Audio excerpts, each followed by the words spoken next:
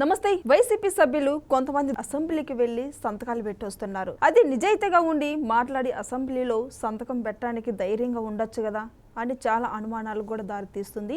అయితే దీని మీద పూర్తిగా విశ్లేషించడానికి మనతో పాటు ఉన్నారు సీనియర్ జర్నలిస్ట్ దుర్గాకుమార్ గారు ఉన్నారు. వారిని అడిగి కొన్ని విషయాలు మనం తెలుసుకుందాం. నమస్కారం సార్. నమస్తే మషాల్ని, మన వీక్షకులు కూడా నమస్కారం సార్. గత హయాంలో వైసీపీ వాళ్ళందరూ దోపిడీ దోచుకోవటమే అదే పరిస్థితికి ఇప్పుడు అసెంబ్లీకి కొంతమంది ఎమ్మెల్యేలు వెళ్ళి దొంగ సంతకాలు పెట్టి వస్తున్నారంట అసెంబ్లీలో ఉండకుండా. దీని మీద మీ స్పందన ఏంటి సార్? అవునమ్మా, వీళ్ళు 11 మందిని అయితే ప్రజలు దొరల్లాగా ఎన్నుకున్నారు కదా. ఆ నియోజకవర్గాల ప్రజలు దొరల్లాగా ఎన్నుకున్న వాళ్ళు దొరల్లాగా సభలోకి వెళ్ళి వాళ్ళని ఎన్నుకున్న ప్రజల యొక్క సమస్యల్ని సభలో ప్రస్తావిస్తే ఎంతో హుందాగా ఉంటుంది, ప్రజలకు కూడా న్యాయం చేసిన వాళ్ళు అవుతారు.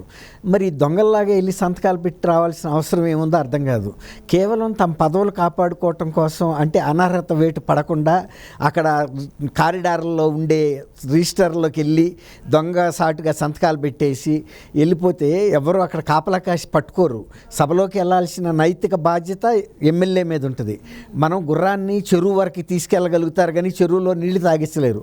అట్లాగే ఎమ్మెల్యేలు సభలోకి ఎవరో మార్షల్స్ వచ్చి పోలీసులో పట్టుకెళ్ళి లోన కూర్చోబెట్టరు, నియోజకవర్గ ప్రజలు అంతకన్నా తీసుకెళ్ళి కూర్చోబెట్టరు.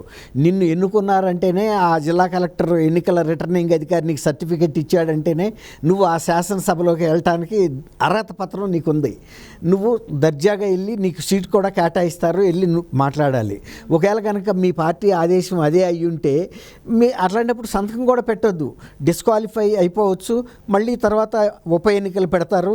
ఆ ఉప ఎన్నికల్లో మళ్ళీ మీరు పోటీ చేస్తారా, లేకపోతే మేము ఇక ఎట్లాగూ శాసనసభలోకి వెళ్ళి ప్రజల గురించి మేము అక్కడ స్పందించం కాబట్టి, వాళ్ళకి తరపున ప్రాతినిధ్యం వహించం కాబట్టి పోటీ చేయమని నిర్ణయించుకుంటారో అది వాళ్ళ ఇష్టం. కానీ మీరన్నట్టు ప్రజాప్రతినిధులు అయ్యుండి దర్జాగా వెళ్ళి సభలో కూర్చోవాల్సిన సీట్ దాంట్లో దొడ్డిదారిని వెళ్ళి సంతకం పెట్టి పారిపోవటం అంటే అది వాళ్ళు ఎన్నుకున్న ప్రజలను ద్రోహం చేసినట్టు. తర్వాత వాళ్ళ పార్టీ అధినేత ఇచ్చిన ఆదేశాన్ని కూడా ఒక రకంగా ధిక్కరించినట్టు. ఒకవేళ ఇప్పుడు ఆయన ఏమంటున్నాడు, దర్జాగా నేరాలు చేయండి, మీరు కోర్టులకు వెళ్ళొద్దు, ఏమొద్దు, మహా అయితే 3 నెలలు శిక్ష వేస్తారు, అనుభవించండి, తర్వాత నాలాగానే మళ్ళీ మీరు పదవులు పొందండి. నేను 16 నెలలు జైల్లో ఉండి ముఖ్యమంత్రికి అయ్యాను, నన్ను స్ఫూర్తిగా తీసుకోండి అని చెబుతున్నాడు.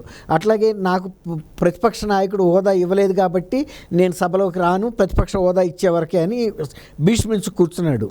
కానీ ప్రతిపక్ష హోదా అనేది ఎవరో ఇచ్చేది కాదు, దానికి ఒక నియమ నిబంధనలు ఉన్నాయి. ఎప్పటి నుంచో ఒక ప్రజాస్వామ్యంలో పెట్టుకున్న నిబంధనల ప్రకారం వస్తుంది. నీకు 10వ వంతు, మొత్తం సభ్యుల్లో 10వ వంతు కనుక నీకు వస్తే ఎవరు ఇవ్వనంటానికి వీలు లేదు. ఒకవేళ కనుక స్పీకర్ ఇవ్వకపోతే కూడా నువ్వు న్యాయస్థానాలకు వెళ్ళి తెచ్చుకునే హక్కు నీకుంది. కానీ ఇప్పుడు స్పీకర్కి నువ్వు అప్లికేషన్ పెట్టావు, ఆయన కూడా నిబంధనలు అడుగుతాడు శాసనసభ కార్యాలయాన్ని, వాళ్ళు నిబంధనలు ఒప్పుకోవండి అంటే ఇవ్వలేడు. తర్వాత హైకోర్టుకి వెళ్ళావు, హైకోర్టులో ఇవ్వలేదు. లేకపోతే కేంద్ర ప్రభుత్వానికి, లేకపోతే పార్లమెంటు స్పీకర్కి, వాళ్ళకి కూడా వినతి పత్రాలు ఇచ్చాడు. అన్ని రాజ్యాంగ వ్యవస్థల్లోనూ అక్కడ పార్లమెంటరీ వ్యవస్థ కూడా అంతే ఉంటుంది. 10వ వంతు సీట్లు కనుక లోక్సభలో రాకపోతే ప్రతిపక్ష హోదా ఇవ్వరు. అది రాహుల్ గాంధీ విషయంలో కూడా జరిగింది. అలాంటప్పుడు ఈయన ప్రతిపక్ష హోదా రాదని తెలిసి కూడా పట్టుబట్టడం అంటే, ప్రజల సమస్యలని నేను శాసనసభలోకి వెళ్ళి ప్రాతినిధ్యం వహించను, వాళ్ళ గురించి ప్రజల యొక్క సమస్యలని శాసనసభ దృష్టికి తీసుకురాను అని పరోక్షంగా తను విధుల నుంచి వైదొలగటమే. అది ఇప్పటికే చాలా వ్యతిరేకత వచ్చింది, పార్టీల్లోనూ వ్యతిరేకత వచ్చింది, ప్రజల్లో కూడా వచ్చింది, ప్రజాస్వామ్య వాదుల్లోనూ మేధావుల్లో కూడా వచ్చింది. ఇలా ఎవరు కూడా ప్రజలు ఇచ్చిన బాధ్యత నుంచి ఏ రాజకీయ పార్టీ కూడా వైదొలగకూడదు. అధికారం ఇస్తే ముఖ్యమంత్రిగా ఉంటావు, అధికారం రాకపోయినా, ప్రతిపక్ష హోదా లేకపోయినా నువ్వు శాసనసభలో వెళ్ళి నువ్వు మాట్లాడవచ్చు. ప్రతిపక్ష నాయకుడు హోదా వస్తే భుజకీర్తులు ఏమి ఇవ్వరు, నువ్వు అప్పుడు నువ్వే లేచి నుంచుని మాట్లాడాలి. అంతేగాని నీ తరపున ఆర్టిఫిషియల్ ఇంటెలిజెన్స్ రోబో ఏం మాట్లాడదు. ఇప్పుడైనా నీకు అవకాశం ఆయన ఇస్తానని కూడా చెప్పాడు. నీకు ప్రతిపక్ష హోదా రాకపోయినా అయ్యన్న పాత్రుడు గారు ఒక తండ్రి లాగా చెప్పాడు, మీరేమీ సందేహించక్కర్లేదు జగన్మోహన్ రెడ్డి గారు, మీకు ప్రతిపక్ష హోదా లేదని బాధపడక్కర్లేదు, మీకు ప్రతిపక్ష నాయకుడిగానే నేను భావించి మీకు ఇవ్వాల్సిన సమయాన్ని ఇస్తాను, మీకు ఇవ్వాల్సిన గౌరవాన్ని ఇస్తాను, మీకు ముందు వరుసలో సీటు ఇస్తాము అన్నీ కూడా చెప్పాడు ఆయన. అయినా కూడా మరి అది అందిపుచ్చుకోవాలి కదా. అప్పుడు వెంటనే ఒక పరిపక్వత గల రాజకీయ నాయకుడు, ఒక నేత అయితే నేను మనస్ఫూర్తిగా స్పీకర్ గారిని నేను కృతజ్ఞతలు చెప్తున్నాను. నాకు అంత చక్కటి సలహా ఇచ్చారు, అవకాశం ఇస్తానన్నారు కాబట్టి అవకాశాన్ని నేను అందిపుచ్చుకుంటాను.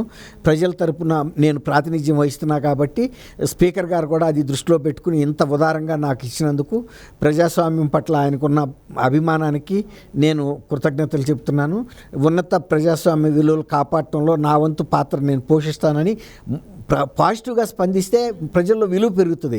అంతేగాని ఆయన అంత చక్కటి అవకాశాలు ఇచ్చినా కూడా ఈయన దొంగసాటుగా తప్పించు తిరగటం, వెళ్ళకపోవటం, శాసనసభ ప్రాంగణంలోకి వెళ్ళి అక్కడ ఇక్కడ ధర్నా చేస్తానను, లేకపోతే ఇంటి దగ్గర నేను ప్రెస్ కాన్ఫరెన్స్, అది కూడా ఎంపిక చేసిన ప్రజాప్రతినిధులు, అది పత్రికా ప్రతినిధులనే పిలుస్తున్నాడు. అంటే మళ్ళీ ఆయన ప్రశ్నించే వాళ్ళని పిలవటం లేదు. అట్లా ఆయన ప్రజలు ఇచ్చినటువంటి బాధ్యతల నుంచి తప్పించుకోవటం, ఈ ఎమ్మెల్యేలు కూడా అట్లా చేయటం అనేది పార్టీకి శ్రేయస్ కాదు. చాలామంది వాళ్ళ కార్యకర్తలు కూడా నిరుత్సాహపడుతున్నది ఏంటంటే జగన్మోహన్ రెడ్డి గారు ప్రజల్లోకి రావటం లేదు, ఎప్పుడో జనవరిలో వస్తానాడు రాలేదు, తర్వాత కార్యకర్తలైనా మమ్మల్ని పట్టించుకోవటం లేదు, అధికారంలో ఉన్న రోజు పట్టించుకోలేదు, ఇవాళ పట్టించుకోవట్లేదు. ఎమ్మెల్యేల పరిస్థితి అట్లాగా ఉంది. ఇట్లా అసెంబ్లీలో మనం విధానసభలోకి వెళ్ళి ప్రజల సమస్యలను ప్రస్తావించకపోతే మన పార్టీ ఎలా పటిష్టపరచగలుగుతుంది? అందులో ఘోర ఓటమి చెందున్నాము. ఇప్పుడు ఇంకా యాక్టివ్గా పనిచేయాల్సిన సమయంలో వెళ్ళిపోయి బెంగళూరు ప్యాలెస్లోనో తాడేపల్లి ప్యాలెస్లోనో కూర్చుంటే, తర్వాత దానితోడు విజయసాయి రెడ్డి గారు కూడా మన పార్టీని బాగా దెబ్బతీసే విధమైన ప్రకటనలు కూడా చేశాడు. ఒక కోటరీకి పరిమితం అయిపోయాడు ఆయన. బయట జరుగుతున్న విషయాలు ఆయనకి తెలియదు. ఆయన బయట వాళ్ళ సమస్యలని కానీ కార్యకర్తలను కానీ కలవటానికి కూడా కోటరీ వాళ్ళే అడ్డం పడుతున్నారు, వీళ్ళు తప్పుదోవ పట్టిస్తున్నారు అని చెప్పాడు. ఇట్లా ప్రజాస్వామ్యం జగన్మోహన్ రెడ్డి ఒక నాయకుడిగా ఎదగలేడని కూడా చెప్పాడు, పార్టీ పటిష్టపడదని కూడా చెప్పాడు. అందుకు తగ్గట్టుగానే ఆయన పార్టీ ప్రాథమిక సభ్యత్వానికి అన్ని పదవులకి రాజీనామా చేసి నేను వాళ్ళ హాయిగా ఉన్నానని చెప్పాడు. అంటే దాని అర్థం ఏంటి? ఒక మునిగిపోయే ఓడలో నుంచి కనీసం నేను ఒక చిన్న చెక్క బల్లైనా దొరికింది ఏదటానికి నేనేదో ఒడ్డుకు చేరుకుంటున్నాను. ఇప్పుడు టైటానిక్ పెద్ద ఓడ కావచ్చు, కానీ ఒకసారి మంచు పర్వతానికి ఢీ కొన్న తర్వాత దాని పరిస్థితి క్షణక్షణం మునిగిపోయింది కదా, అందరూ చనిపోయారు కదా, ఎంత ఖరీదైందని. అట్లాగే 151 సీట్లు గెలిచిన పార్టీగా ఒకప్పుడు నేను పెద్ద పులిని అని చెప్పుకున్నాడు. ఇవాళ పెద్ద పులి కాదు, పిల్లి కూడా కాదు, శాసనసభలోకి వెళ్ళి ధైర్యం చేయలేకపోతున్నాడు. ఎందుకంటే గత శాసనసభలో ఆయన ఒక దురహంకారంగా వ్యవహరించాడు, ఒక ముఖ్యమంత్రిగా వ్యవహరించలేదు, ఒక దుర్యోధనుడిలాగా కౌరవ సభలో దుర్యోధనుడిలాగా వ్యవహరించాడు. ఇవాళ తిరగబడిపోయింది. కాళ్ళు విరిగి కొట్టుకున్న దుర్యోధనుడు చెరువు ఒడ్డున రక్తం కారతా సావుకు ఎదురు చూస్తా పడి ఉంటాం అన్న దుస్థితిని చూసారా? అది ఇవాళ జగన్మోహన్ రెడ్డి గారి పరిస్థితి. కాబట్టి కనీసం ఈ కొంతమంది 7 శాసనసభ్యులు వాళ్ళ శాసనసభ్యత్వం అన్న మిగులుతుంది. పార్టీ పోతే పోయింది, జగన్మోహన్ రెడ్డి పోతే పోయాడు, మిగిలిన 3-4 పోయారు. 7 మాత్రం సంతకాలు పెట్టినట్టయితే తెలిసింది. వై బాలనాగిరెడ్డి ఇంకా అట్లాంటి వాళ్ళు ఒక 7 ఉన్నారు. అదేమ్మా. Thank you sir. Thank you అమ్మా శాలిని. మనం వీక్షకులు కూడా నమస్కారం.